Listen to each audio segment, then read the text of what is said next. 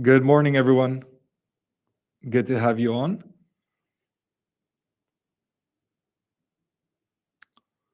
Can you just give us a very quick thumbs up or say hi in the chat so we know you hear us properly? Great. That's good. Welcome. Good morning. I think we're a pretty big group here, so we'll try and keep it useful and efficient. I think I think it's a week now since we got the new postponement letter. It's been lots of ups and downs over the past months, and we collectively need to do a lot of work in the next 60 days. So we hope to provide you with some information to do that properly and in a sort of controlled manner over the next few weeks. So we'll start with Elisabeth. She will cover the first part of the webinar today. I'll cover the second part, and we'll end with a live Q&A where we have plenty of room to answer your questions.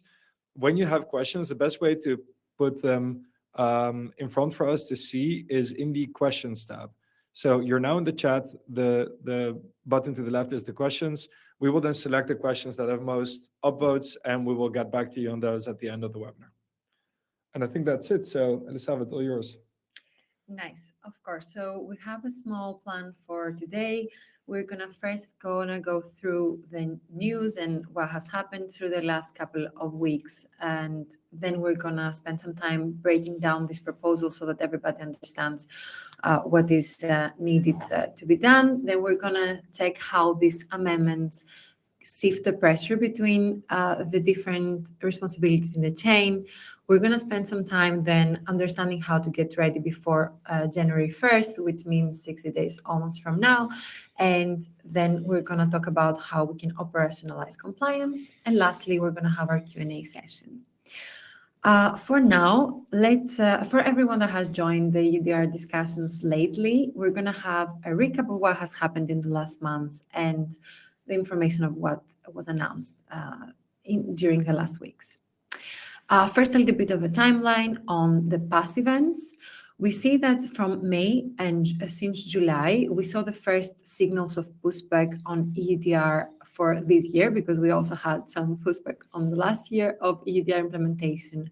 This started with a couple of countries, 11 to be precise, asking the Commission to weaken the EUDR rules, asking for also the introduction again of the no-risk category. And we also saw 18 different agricultural ministers complaining that full traceability will be not possible to be achieved by companies. And they also required that low-risk countries get more simplifications. After summer recession and a quiet summer from EU Commission side, back in September, we see Roswell's letter, where she's requesting in the Parliament a one-year delay due to the incapability of the IT system to manage the requirements for EUDR implementation. Of course, this from September till up to last week, actually, created a lot of mixed responses in Brussels when we saw political stances against and for this proposal. For example, we saw Vice President Teresa Ribera speaking out against this delay, along with other members of the Parliament, while on the other side, for example, we saw the Agriculture Minister of Germany stating that this delay was the only way to enable the further simplifications that were needed based on his opinion. And also on the corporate world, we saw some responses. For example, 17 major companies sending a letter to Mrs. Roswell asking for EUDR to not be delayed and claiming that by trying to simplify things for them, they might even create more costs for them.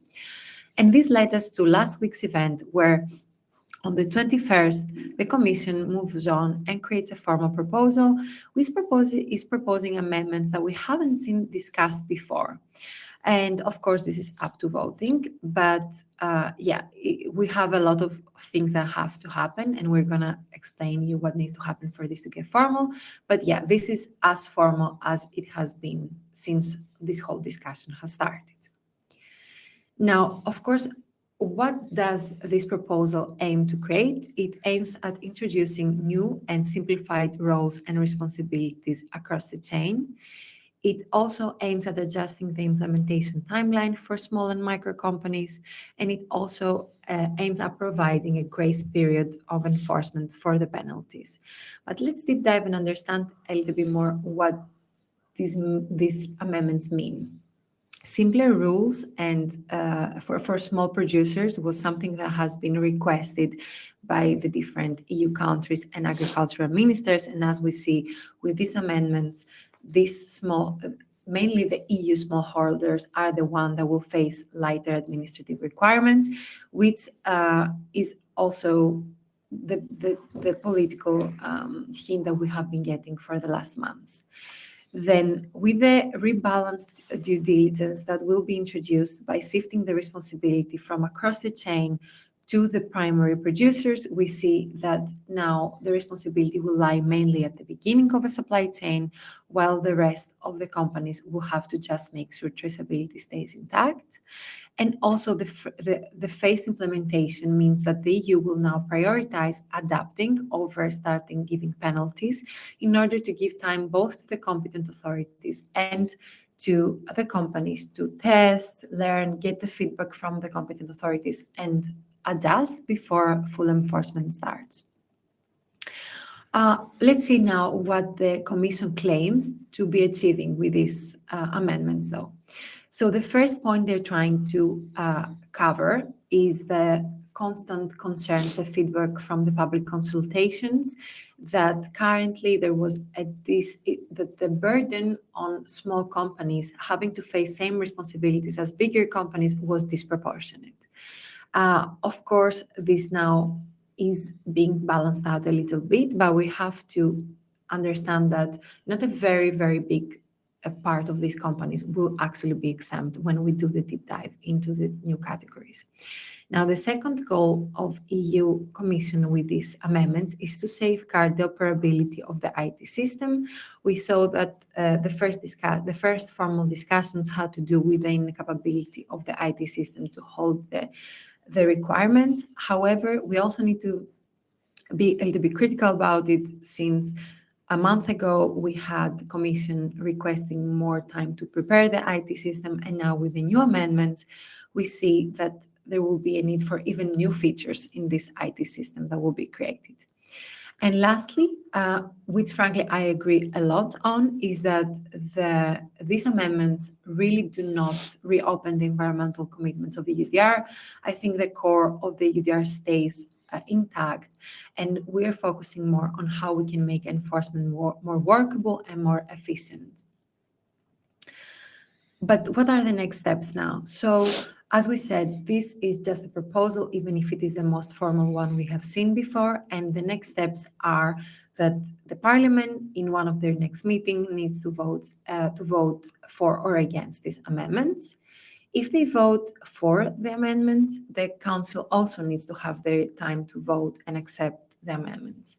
In case the Parliament rejects, then we go back to the drawing board, and it's up to the Commission to decide if they're going to send a new set of amendments or not. But in case the Council also doesn't vote for it, then we go into the trilogue phase, where the three institutions need to get together, negotiate, and agree on a middle ground between all these. Of course, the amendments will only be official when they get publicated on the official journal of the European Union. And one interesting point is that the Parliament or the Council can accept or reject part of these amendments. So the end result might be, as we see it right now, but it could also be a set of these potential amendments, or maybe some last-minute additions from the Commission side before the Parliament happens. We saw this also happening last year, where half of the amendments were dropped just before the vote started. Interestingly enough, this took 2.5 months last year, so we should expect a lot of flexibility from our side, as most probably the updates will come very, very last minute. Now, let's spend some time to understand exactly what this proposal includes, and we're going to start with the roles. As we said, the roles and responsibilities are one of the core changes that are proposed. The first category of companies is the operators, and this is frankly the only one that remains unchanged. And it involves all natural legal persons who place the products or export products on the market that have not ever had a due diligence before. This could include, for example, a cocoa importer that has 3 steps before them in the chain but are outside of the EU. The responsibilities were and remain that if they are sourcing from startup or high-risk countries, they have full due diligence responsibilities and they need to create due diligence statements for every single order. While if they're sourcing from low-risk countries, they have some simplified due diligence responsibilities, but they still need to create due diligence statements for all their orders. Now, as a second category, we have downstream operators. Downstream operators used to be one category with operators, but now we see them being a new and different standalone category. Based on the new amendments, the definition of downstream operators will be any natural or legal person that places products on the market or exports them that are already covered by a due diligence statement or a simplified declaration. This could include a chocolate manufacturer, for example, that is purchasing cocoa from inside the EU. And as we said, it did not exist as a category before. However, it was part of operators, and the responsibilities were that you still had to conduct some sort of due diligence, but it was only to make sure that your suppliers are doing a proper job on EUDR. And you then have to create due diligence statements for all your orders. Now we see these responsibilities changing, and the new responsibilities are that you have to collect and pass on just the due diligence statements or declaration identifiers that we're going to see later on. And you have to keep traceability records by understanding where did you buy all your materials and where do you sell your materials. Considering the important role of big companies in the chain, it is also asked to register in the system if you are as a large downstream operator. It's not clear the reason why we are being asked to register in the system yet, but I think more information will follow soon. The third category is traders. Traders was an existing category. However, we see small changes in the responsibilities. This includes every person that is not manufacturing, but just moving on materials that are already placed in the market. And for example, it could be a retailer that is selling rubber, for example, both inside the EU. Before, non-SME traders have the same responsibilities as downstream operators, where they had to ensure their suppliers are doing a proper job on EUDR and create due diligence statements. Only SMEs had to just collect the due diligence statements and record their suppliers and buyers. But now with the new amendments, all traders have the same responsibilities as SME traders. This means that all downstream operators and all traders, regardless size, have the same simplified responsibilities, which are mainly record keeping and passing on due diligence statements. Lastly, we have the new category that has had a fair share of discussion over the last few weeks, which is the micro and small primary operators. In order for you to be part of this category, you need to fulfill all the following. First of all, you need to be an operator, then you need to be small or micro, so you're falling in these categories. You need to be established yourself in a low-risk country, meaning most probably EU countries. And also you need to be the one that produces the materials that you want to place in the market. Practically, this includes all small and micro EU companies. And one example could be a small German forest owner that is selling logs, for example. The category did not exist at all before. And now the responsibilities for this category would be: you would have to submit a one-time simplified declaration. It would be purely administrative with just information about your company and your address. Not even plot information are necessary, but only optional. And this would make it so that you receive a unique number which you can reuse in all your orders, and you don't have to create new due diligence statements every time. Now, we see this as being a very big change. However, I really need to stress that this includes a very, very small part of companies. At this point, with the way we understand the definition, only EU companies and only small and micro producers. We also talked about changes in the timelines. And of course, as we said, this does not include any more large and medium operators. So large and medium operators need to still comply by 30th of December, but we see that small and micro operators will have an extended deadline of another 6 months, meaning that implementation for them will start from 30th December of 2026. In regards to the grace period, we see that large and medium operators will be granted extra 6 months where they have started implementing but will not get fined if things go wrong, which means that penalties implementation will start from 30th of June, while small and micro still get the same 30th of December as they are already extended in terms of implementation. Now, one interesting point to pay attention at is how the pressure shifts now in the global chains with all these changes that we have explained so far. Before, every link on the chain needed to create a due diligence statement, and this was creating a lot of accountability as every company had to make sure that they do the proper job, not only for EUDR, but also because their next person in line would ask for them to be compliant. However, with these changes, we see that now only one operator in the chain has the full responsibility. The rest just have to make sure they have the rest of information, but they don't even need to make sure that their supplier is not lying, for example. So you could very well receive a non-existent due diligence statement number, and you don't even have to cross-check if it exists or not. Of course, this has some pros, but also some disadvantages when we look at it on the bigger picture. Relieving downstream operators and traders from creating due diligence statements, of course, reduces a lot the administrative burden on the chain, and it makes it a little bit more clear about what you have to do, considering that before, operators and downstream operators was one category with different responsibilities, and many companies had raised concerns that creating again and again due diligence statements is kind of a duplication throughout the chain. However, if we look at it on a bigger picture, we see that now there is increased pressure on all importers and large operators, but even smaller companies if they are the importer.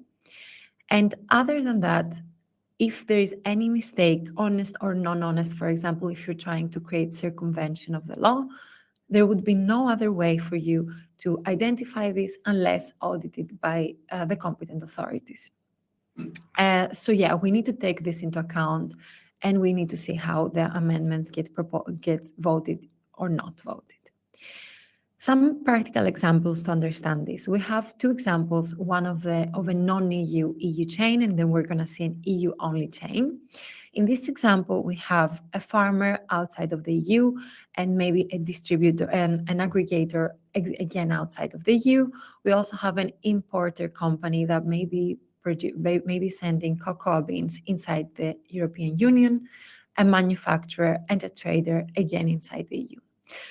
Considering now even the changes, regardless of the size, all importers will have to create a due diligence statement as they fall in the first category we explained in the new roles and responsibilities. They need to conduct due diligence based on if it is a low risk or standard risk country that they're sourcing from, and then they have to create due diligence statements. The manufacturers and traders now will just have to pass through these due diligence statements and make sure they keep the records of where they're buying their materials from and to whom they're selling them to. We see, though, bigger chains if we have an only EU chain, where in the case that we have a farmer, a manufacturer, which is a downstream operator, and then two traders, let's say, we see that things change slightly based on if the first one in line was a small or micro or a standard size or large size producer. In case we have a smaller micro producer, they would give us an identifier, this one-time number, which every other company in the chain needs to keep records of. This means that if you're supplying materials from a very small company, you just have to keep one number always available, and you don't have to do a lot of record keeping. In case, though, you're sourcing from large or medium companies, you have exactly the same responsibilities as the non-EU example, where we have one DDS for every single order, and we pass through and keep records of these due diligence statements. I hope this clarifies it a little bit so that we can understand how it looks in practice. And then I will pass on to Konstantinos for the next part of the session. Nice, perfect, thank you. For the ones that don't see us full screen, I saw the chat messages. I don't think it's anything on our settings, so I've been looking at everything. Yeah. I think also on your side, everything looks okay. Yeah. So we're going to proceed. There's two settings, bottom right at the display or top right in the screen where you can minimize and maximize. I would suggest trying that. And otherwise, we'll also be sharing the slides afterwards, so you'll get there anyway. Getting ready before January 1. So this is a quick poll that we're going to run across you. A bit of a confidence check. We've been having these conversations with a lot of you offline as well. But do you feel confident you can comply in the next 60 days? Either yes, not really, and if it's not relevant to you, if you're a consultant or advisor, please use the third option. We'll give you all a minute to answer that.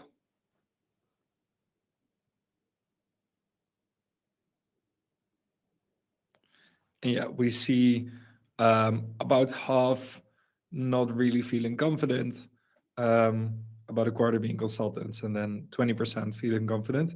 Well, for the 20%, really happy for you. For the others, we hope to get that percentage down by the end of the session. Getting ready in 60 days. It's doable, but it's tight, and that's our honest assessment. We've tried to break down the process in 5 steps. So one is defining your new scope. So what does this new postponement proposal mean for us? Remember, it's still a proposal. So it might very well be that by the end of December, they say, well, it's not going to go through. We stick with the original regulation, although we think that chance is very slim. Second, mapping your supply chain, understanding your position, understanding who your suppliers are, understanding where your goods come from. Requesting relevant data, identifying risks and mitigating those risks, and then finally validating everything has been done correctly and launching. And this doesn't mean that we're done after those 60 days. And that's often when we speak to either advisors or companies, sometimes it's this idea of, okay, it's going to be a lot of work by the end of the year, but then we're done and we're ready and we're compliant. Well, you need to determine that EUDR is not something that's a December 30 thing. It's from December 30 onwards. And that means that we'll need to cycle through this process continuously for the years to come. So we're not looking to just set up a due diligence process and just set up what we need for compliance, but we're looking to set up an actual process that we can operationally support within our organization for the years to come. Now, step 1 is defining your scope. And Elisabeth gave most of the details, but things have changed. So reviewing if you still have the same responsibilities is step 1. It's the most important part today. And mainly understanding if you fall into any of the new categories. So are you considered now a downstream operator, or previously trader, or are you perhaps a micro and small primary operator? Now, note that micro and small primary operator, the word primary is very important because this is a very small niche. It's actually companies that produce goods within the European Union. That means if you harvest wood, for instance, in the forest, you would be considered the primary operator. If you're an SME importing goods, you still have the traditional obligations. Secondly, downstream operators need now to collect and pass on due diligence statements. They need to record the suppliers that those come from, but they also need to record the people that buy those products. And you need to record that information for the 5 years to come because you can be audited on all the historical data during the past 5 years. If you're not an SME, you need to register in the system as well. So that is a registration in EU Traces. It does not mean you need to post due diligence statements to EU Traces because that's a reason that we're trying to reduce burden on the IT system. Step 2 is mapping your supply chain. And roughly we've put kind of different roles in the supply chain in 3 categories. So importers, producers, top right, and then traders and wholesalers. Importers are the ones that are still considered operators. Exactly the same requirements. They need to build full supply chain traceability, and they need to conduct all the due diligence steps. Producers, so for instance, loggers, they are considered primary operators. And then the question is, are they micro or small, or are they not? If they're micro or small, that will mean they need to do simplified disclosures. It doesn't mean they need to do nothing at all. If they're bigger than 50 employees or fall above those thresholds, they're considered operators. And then you should consider the full scope of EUDR requirements again. Now, for traders and wholesalers, those are considered downstream operators, and that's where most of the simplification has happened. You will need to request due diligence statements, record your suppliers, record your buyers, and if you're not an SME, register in the system, as we said. Step 3 is requesting that information. The operator due diligence process is a lot longer than those few bullets that we've put down, but a few highlights are the geolocations, details on your supply chain, so the steps, potential mixing, proof of legality with national laws. That's a topic that we very often see missing in people's assessment. It's not enough if you do a country benchmark. You actually need to understand if the documentation that your supplier provides you is in line with what the national law requires. And that means for 130 countries, for which your scope will probably be between, let's say, 2 and 10 countries, you will have different assessments that you need to run. Interaction with indigenous peoples, and so on and so forth. For primary operators, if you need to do the one-time simplified declaration, look at EUDR Annex 3. You will receive then a declaration identifier, and then you need to attach that identifier to your sales orders. This is different than a due diligence statement reference number. If you're not micro or small, then again, you look at operators and you do the full responsibility. For downstream operators, you collect the due diligence statement and you make that available to your buyers. And then finally, you need to record your suppliers and you need to record your buyers. Again, this as well, it may sound simplified, but what this means is that for every single order that you purchase and for every single order that goes out, you need to collect due diligence statements. You need to log them somewhere and make them audit ready. And you need to send them again alongside your goods to the people that purchase your products. This isn't simply a matter of collecting and passing through directly and saying, okay, we'll be fine because the number is going to be the same. As soon as the origin back in the supply chain, back in the plot changes, as soon as it's a new harvest, as soon as somebody in your supply chain works with a new supplier, that number will be different. So traceability is what it comes down to here. Step 4 is, where necessary, and it will be necessary in some cases, identifying those risks and mitigating those risks. So for operators, it's running risk assessments across supply chain risk, country risk, deforestation degradation risk, legality, social impact and human rights, and business practices. Together, these can be more than 100 data points that you're assessing. And we now got 6 months until we're getting fined for not being compliant. That means that in 6 months, there's no leeway to do things wrong. There's no room for excuse anymore. Whenever people have run risk assessments, we always recommend go back to Article 9 and 10 and validate the work you've done. Make sure you haven't missed a single detail in there, because the details are the ones that matter. Now, step 5, validating completeness and future-proofing your workflow. So this is, again, going back to Article 9 and 10, but also ensuring that your EUDR process doesn't end on December 30. So is it robust? So can it actually be scaled up, scaled down? Is it repeatable? So can I send this to all my suppliers every single year, every single month, for them not to feel burdened by the work you're doing?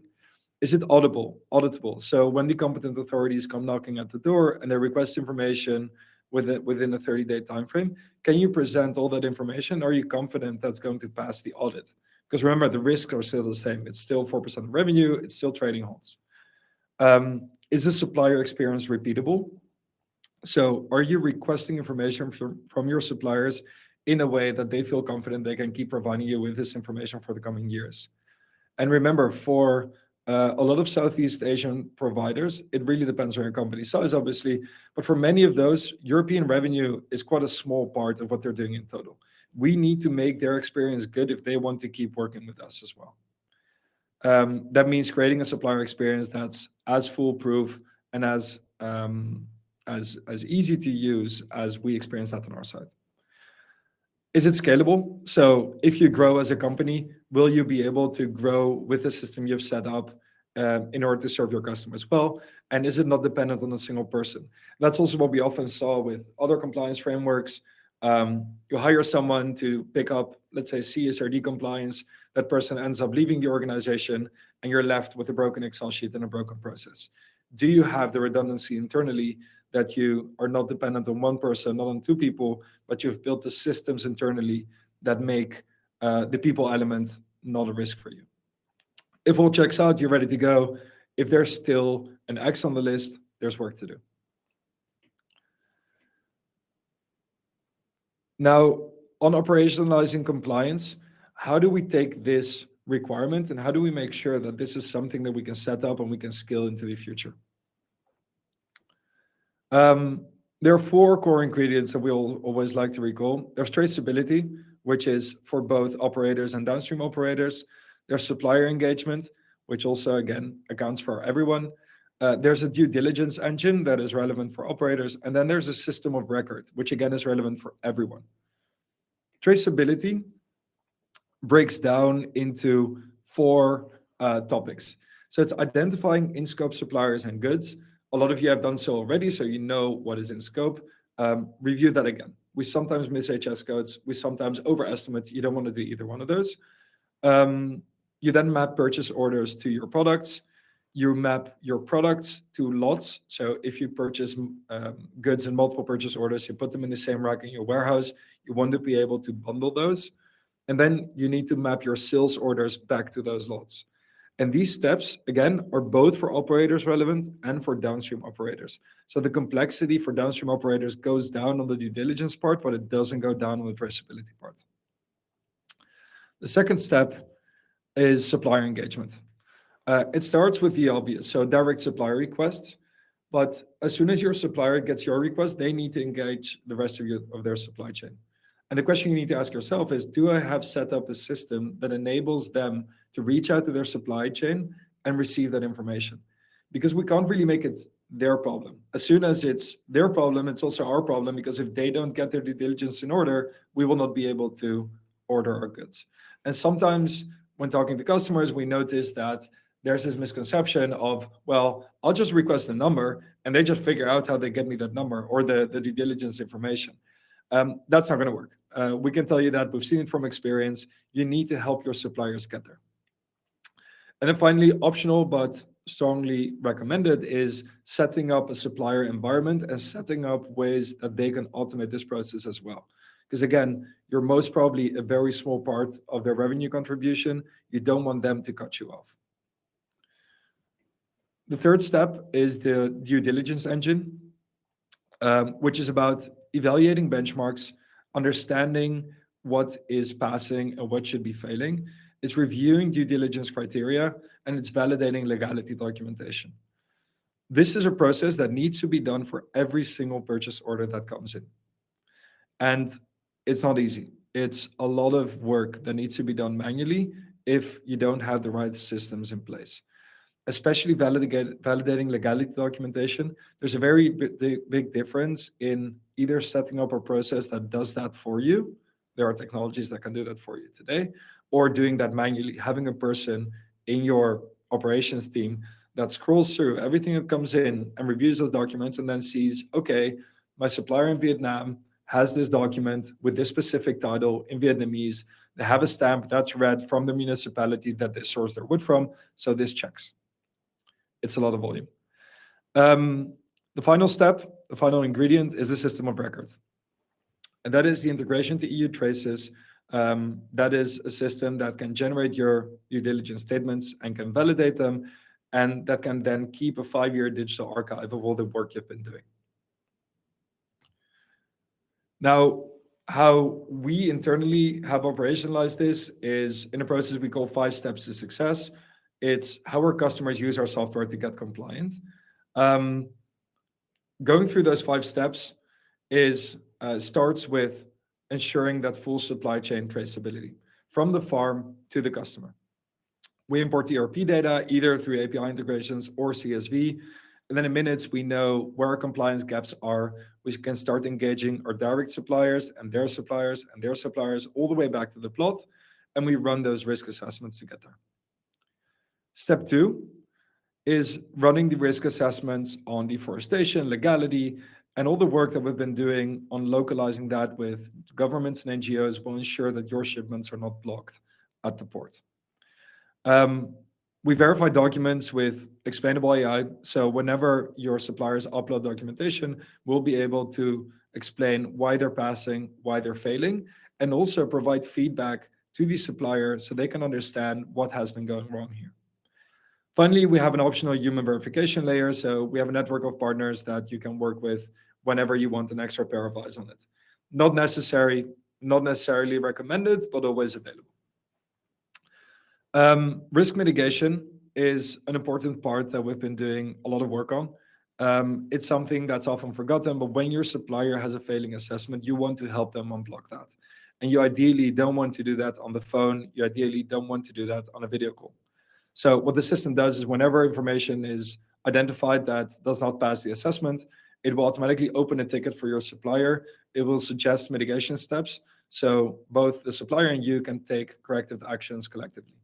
And the goal is eventually unblocking shipments at record speed. Step 4, arguably the most important one, generating due diligence statements, posting them to EU traces, or in the case for a downstream operator, ensuring that those due diligence statement numbers end up with your customers. And we can tie them back to every single order that they've placed. We can set up a lot of flexible automation. So whenever you've set up the process, and for instance, you sell a good from the same lot, we can always trace it back to the same purchase orders. There's a lot of scalability built in because we're serving customers from 2 single employees to hundreds and thousands. Finally, staying audit ready. And staying audit ready means having that 5-year digital archive. It means being able to pull audit trails for your assessments. And it means on the right side that we see there, being able to show on what specific topic we've run assessments, what has been passing, what has been failing, what have been the sources, what has been the information that the customers have provided. So whenever the auditor comes looking, you can either provide them with a very simple evidence bundle that you can directly download from the platform, or you can even invite them into the system to run their assessments in your system. And the second part's obviously because we have a lot of customers across geographies, as soon as auditors start recognizing it, what we saw in CSRD, audits are smoother. Now, this is something we've experimented with in the past, and we've had really good feedback on. So quick poll, if you think it would be useful to have a 30-minute one-on-one with us, so specifically with our research team, to walk through your specific case and kind of make most of the next 60 days. So I'll give you a quick minute to answer that. And then the next step is the live Q&A. So I see you've put in quite a long list of questions. I hope Elisabeth had a chance to sift through. Perfect. Nice.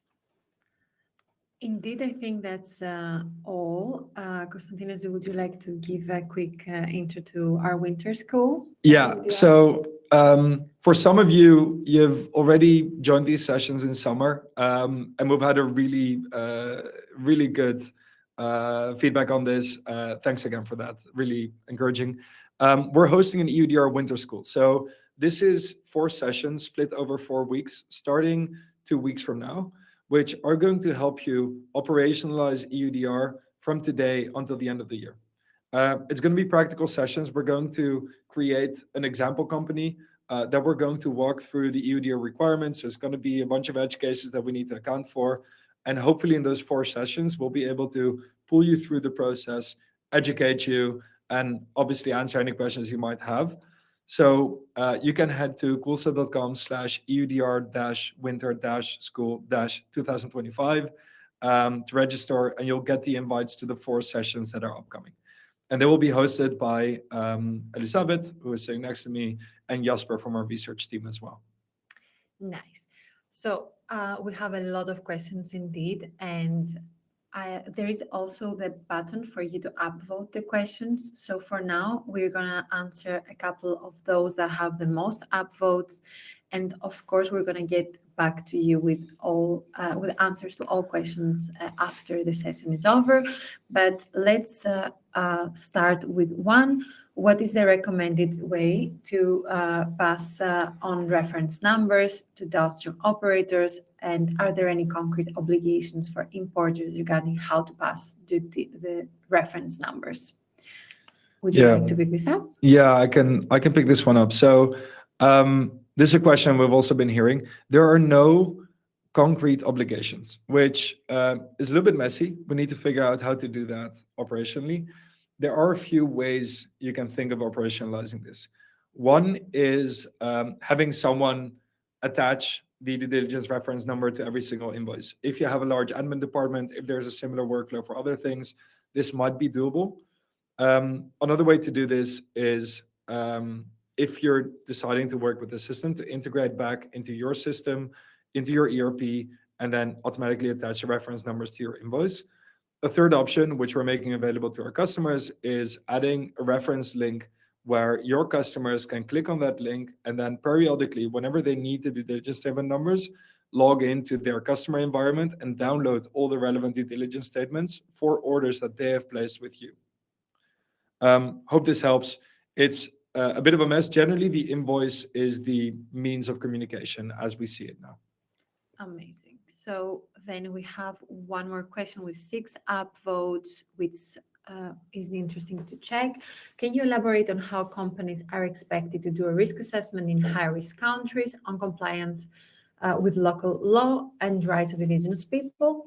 So when it comes, first of all, to high-risk countries at this point, I would like to mention that with the current setup of the risk benchmarking, only 4 countries, if I'm not mistaken, are part, and all are sanctioned countries that potentially you cannot even purchase materials from and bring them inside the EU.